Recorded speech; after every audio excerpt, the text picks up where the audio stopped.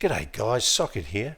Today's viewer's question comes from Jose Navarez 1598. Sorry mate if I've got the pronunciation wrong, but you know who you are. He says, "Hi Socket, it's me here again. Thanks for your videos. I'm using the Helix MTK1 microphone and RTA from the same program. Do I need a calibration file or where do I get one? Thanks again." So Jose is talking about the Helix measurement kit that they sell. It has an analog microphone in there called the Superlux ECM 999, a great little analog microphone. And he's asking, like, does he need a calibration file and where can he find one? The short answer is from your microphone manufacturer's website. They usually have a place where you can enter into the microphone serial number and download a 0 degree and a 90 degree file. And do you need one? That's a good question. Technically, yes, but if you can't find a calibration file, that's fine. It's not the end of the world. Most of the time the deviation is, 1, 2 or maybe 3 decibels.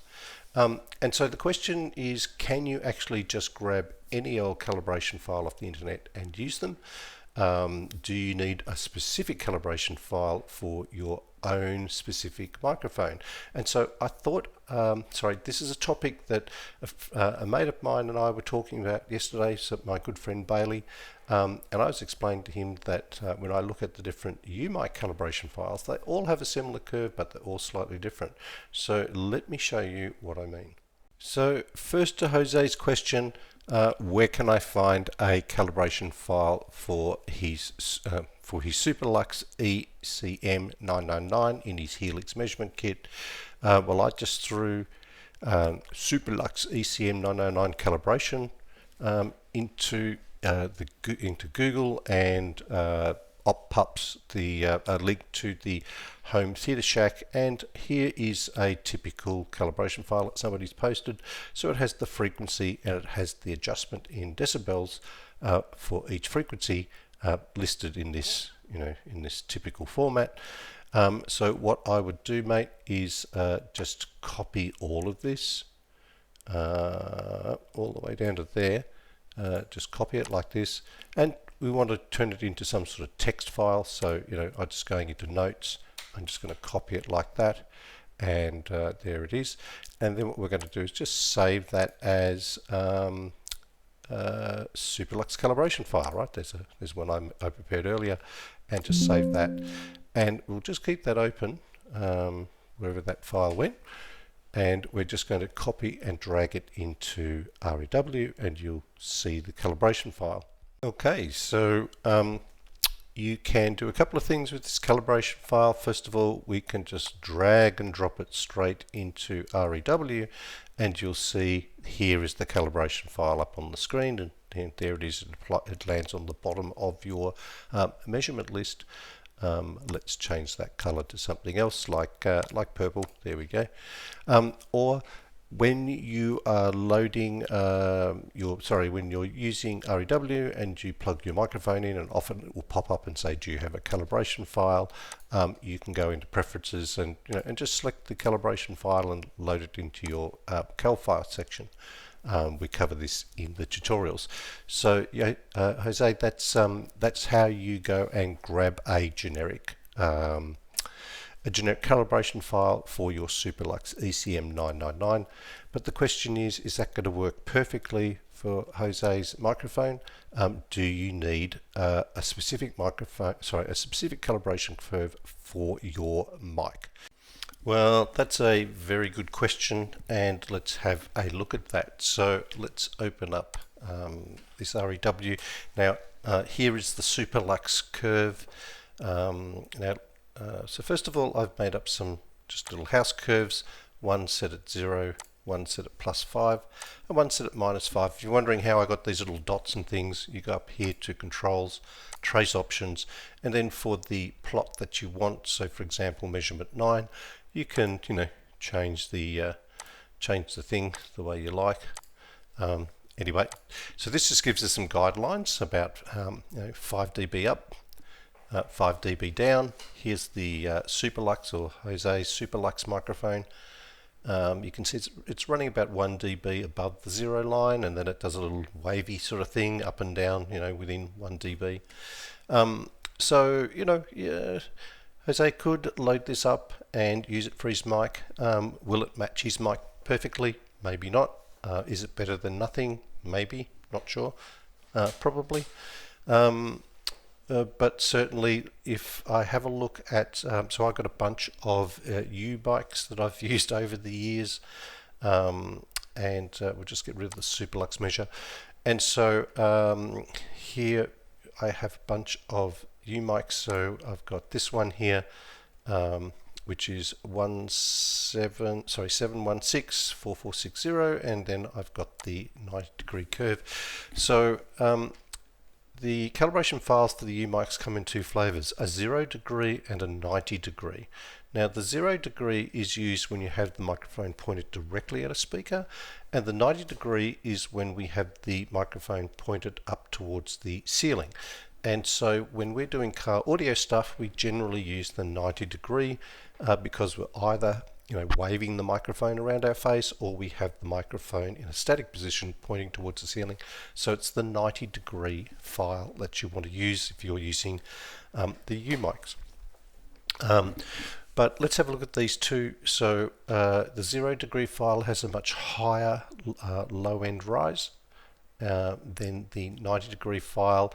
It's got a difference of about 3 dB, whereas the 90 degree file has a difference of a fraction over 1. But what I found, and let me just zoom out just a little bit, is all of the U mic calibration files have this kind of similar pattern going on. So they are pretty flat through the middle, and then towards the low end the high end from about 3000 hertz onwards, they have this kind of a bit of a rise. They get to about 7,000 or 8,000, and then they start to drop off.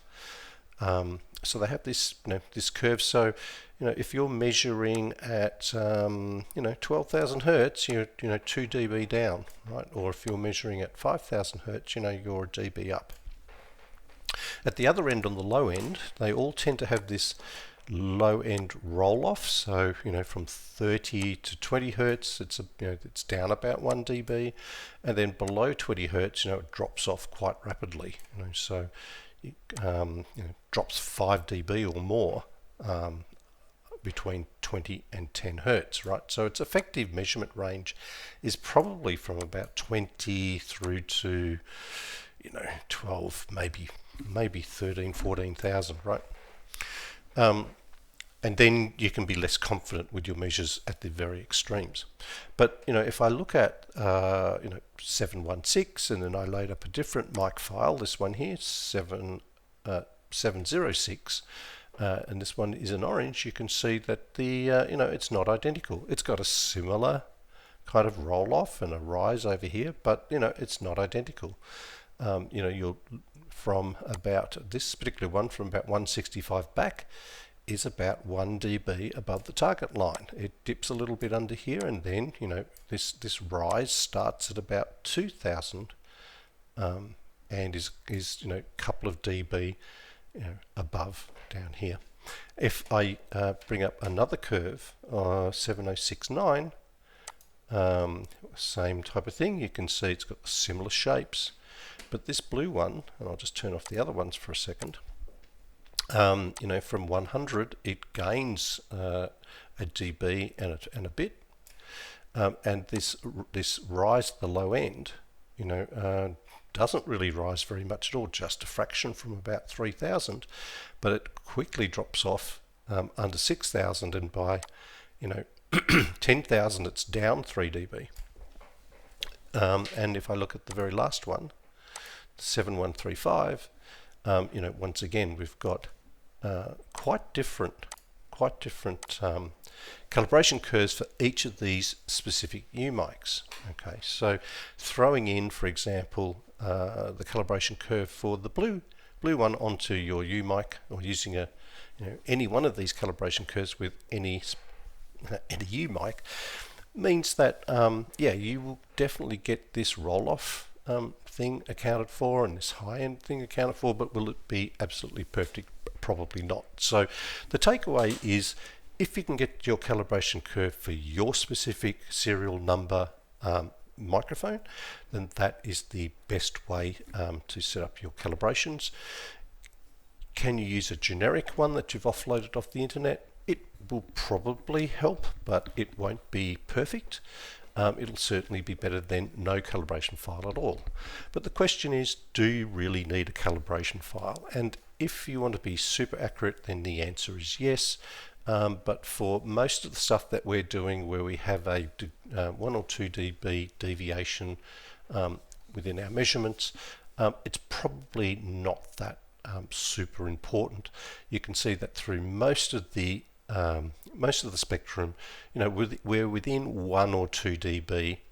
At most, you might be down 3 or 4 dB at the extremes, and you probably won't be able to hear the difference between measurements taken with the calibration curve and measurements without.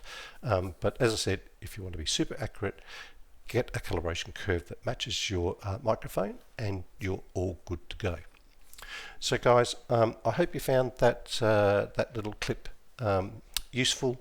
Once again, thank you so much for watching, and I will catch you in the next episode.